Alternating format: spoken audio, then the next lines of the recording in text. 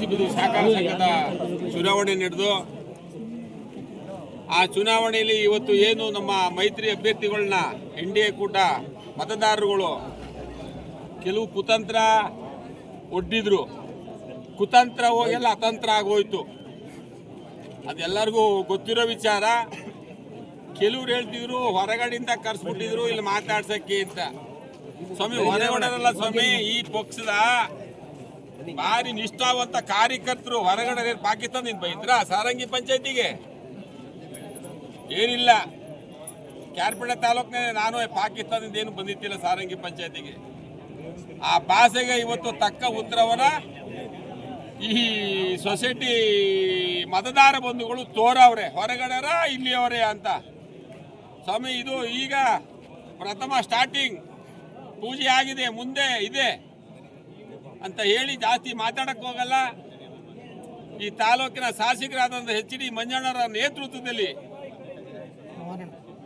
ಈ ತಾಲೂಕಿನ ನಾನು ಅವತ್ತೇ ಹೇಳಿದ್ದೆ, ದೇವರ ಮನೆ ಒಂದು ಬಿರುದು ಕಟ್ಟಿದ್ದಾರೆ ಈ ಮೋನಣ್ಣನಿಗೆ, ಮೇಲೆ ನೀವು ಚಿಕ್ಕ ಗ್ರಾಮ ಆದ್ರೂ ಅಂತೇಳಿ ಅದನ್ನ ಇವತ್ತು ತೋರ್ಪಡಿಸಿದ್ದಾರೆ ಈ ತಾಲೂಕಿನ ಅಧ್ಯಕ್ಷರು, ಈ ತಾಲೂಕಿನ ಶಾಸಕರಾದಂಥ HD ಮಂಜಣ್ಣವರು.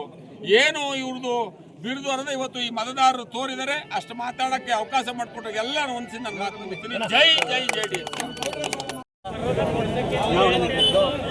ಈ ಚುನಾವಣೆಯಲ್ಲಿ ನಾವು NDA ಮೈತ್ರಿ ಅಭ್ಯರ್ಥಿಗಳಾಗಿ ಸ್ಪರ್ಧೆ ಮಾಡಿಸಿದ್ದು. NDA ಮೈತ್ರಿ ಅಭ್ಯರ್ಥಿಗಳಲ್ಲಿ 8 ಜಯಬೇರಿ ಬಾಸಿದೆ, 3 ಸೋತಿದ್ದೀವಿ. ಆ ಸೋತಿರೋದಕ್ಕೆ ಕೃತಜ್ಞತೆ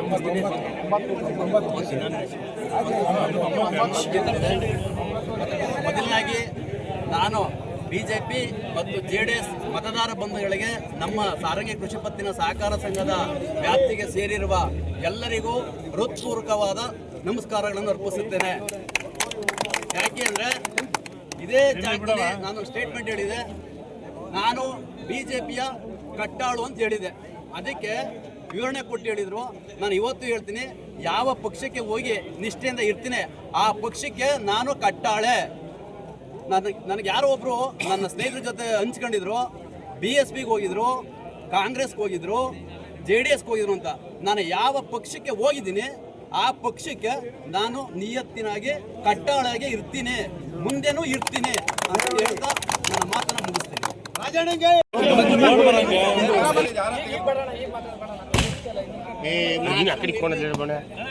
ಅಯ್ಯೋ ಇಲ್ಲೇ ತೆಗಿರಿ. ಎಲ್ರಿಗೂ ಆರೋಗ್ಯ